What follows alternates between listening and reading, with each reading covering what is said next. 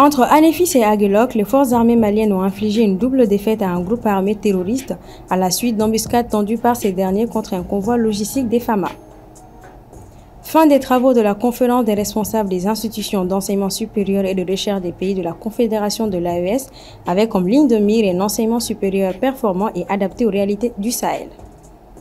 Ouverture cette nuit à 0h GMT aux États-Unis de la Coupe du Monde des clubs en nouvelle version et ce jusqu'au 13 juillet prochain. Le point en fin de journal.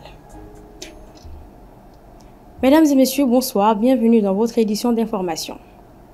Avec un assaut le jeudi 12 juin et une riposte fulgurante le vendredi 13 juin, les FAMA ont infligé en moins de 24 heures une double défaite à un groupe armé terroriste, selon un communiqué de l'état-major général des armées. C'était à la suite d'une embuscade tendue par ces terroristes contre un convoi logistique de l'armée entre Anéfis et Aguelok dans le nord du pays. Le récit avec Soumaïla Fani.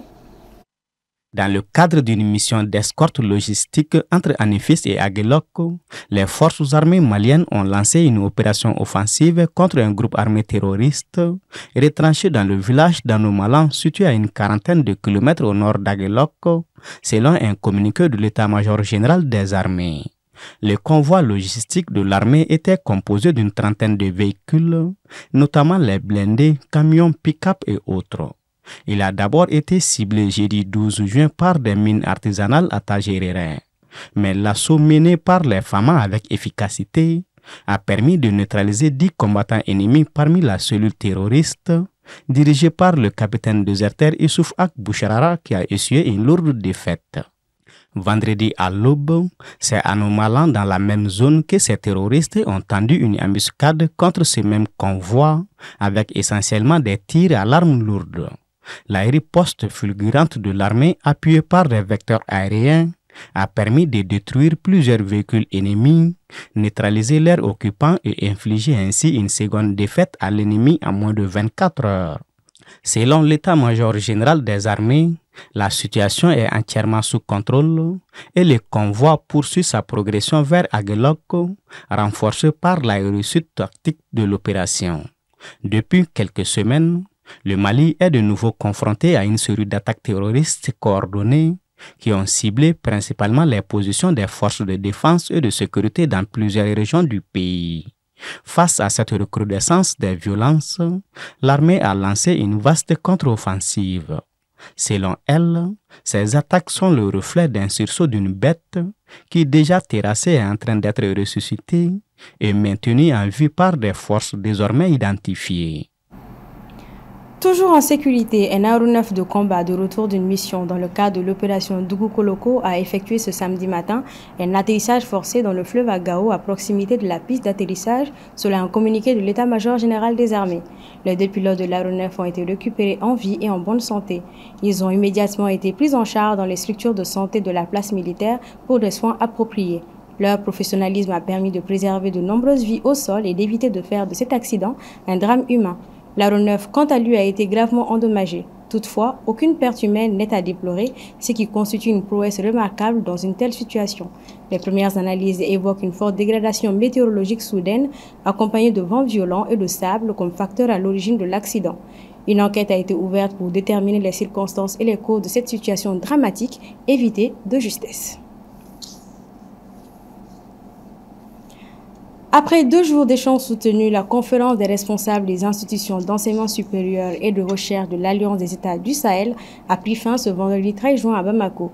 Tenue dans un contexte de refondation régionale, cette rencontre de haut niveau a réuni les représentants du Mali, du Burkina Faso et du Niger autour d'un objectif clair, bâtir une stratégie concertée pour un enseignement supérieur performant et adapté aux réalités du Sahel.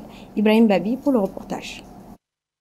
Durant ces 2 journées, les travaux ont été marqués par un engagement intense des participants. Universitaires, recteurs, responsables ministériels et chercheurs ont multiplié les sessions de travail pour identifier les leviers de transformation du secteur.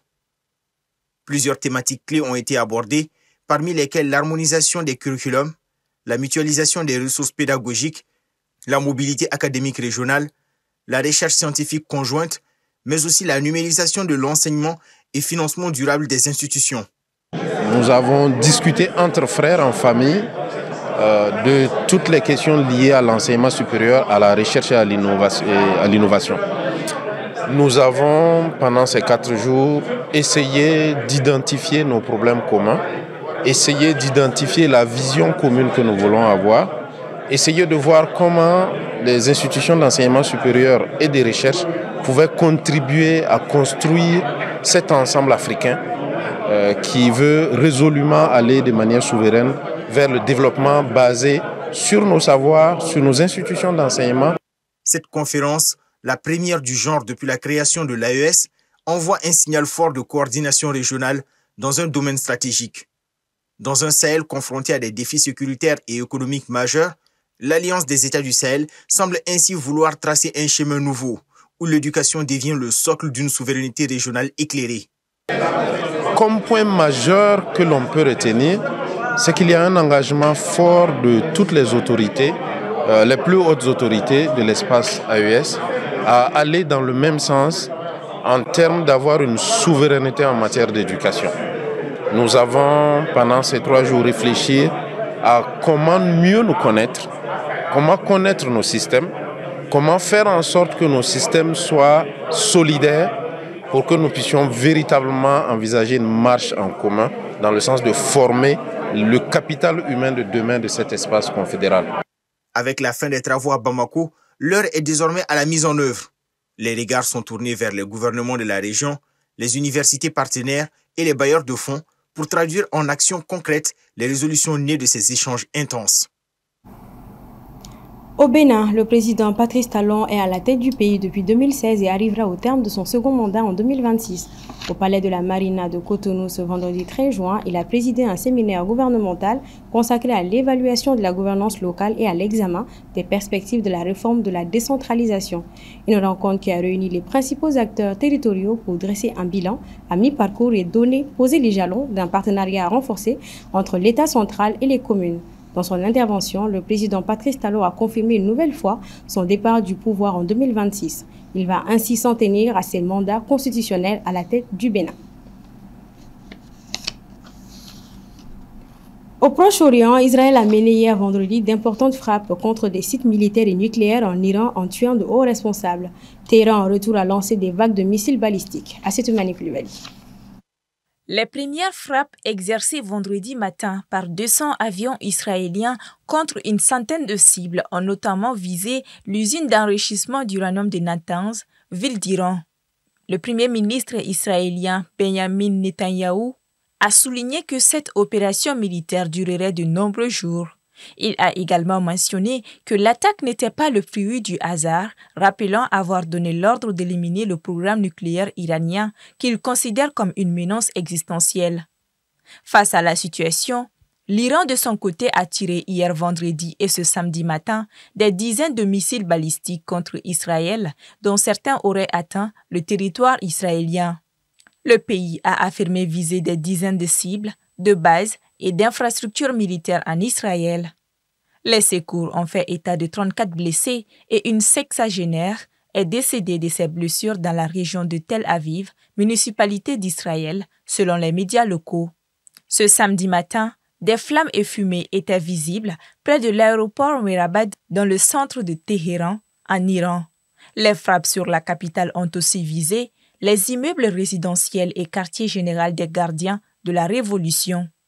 Au moins 2 dirigeants des gardiens ont été tués selon les médias locaux. Le chef d'état-major iranien, le général Mohamed Bagheri, aurait également péri selon la télévision d'État.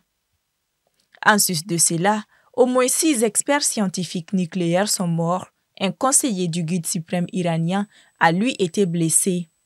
Selon le représentant de l'ONU, les frappes effectuées en Iran ont fait 78 morts et plus de 320 blessés, dont une majorité de civils. Il faut noter que l'espace aérien de l'Iran est fermé jusqu'à nouvel ordre, de même que celui de l'Irak et de la Jordanie. Israël a également déclaré l'état d'urgence sur tout son territoire et a fermé son espace aérien. Des réservistes ont été déployés sur tous les fronts à travers le pays. Alors que son pays mène des négociations indirectes avec Téhéran, sur son programme nucléaire, Donald Trump a exhorté les autorités iraniennes à conclure un accord avant qu'il ne reste plus rien. Il a également assuré que les États-Unis étaient prêts à se défendre et à défendre Israël si l'Iran ripostait, selon la chaîne Fox News. Sport à présent dans ce journal, la Coupe du Monde des clubs nouvelle version s'ouvre ce 15 juin jusqu'au 13 juillet aux États-Unis. Pour le match d'ouverture prévu ce soir à 0h GMT, il opposera Al Ahly d'Égypte à Inter Miami de Lionel Messi. Cette affiche est celle rêvée pour Al Ahly d'Égypte. En effet, ce dimanche 15 juin, à 0h, les Rouges donneront le top départ de la Coupe du Monde des clubs face à Inter Miami de Lionel Messi, au compte du match d'ouverture de cette première édition du Mondial des clubs élargi à 32 équipes.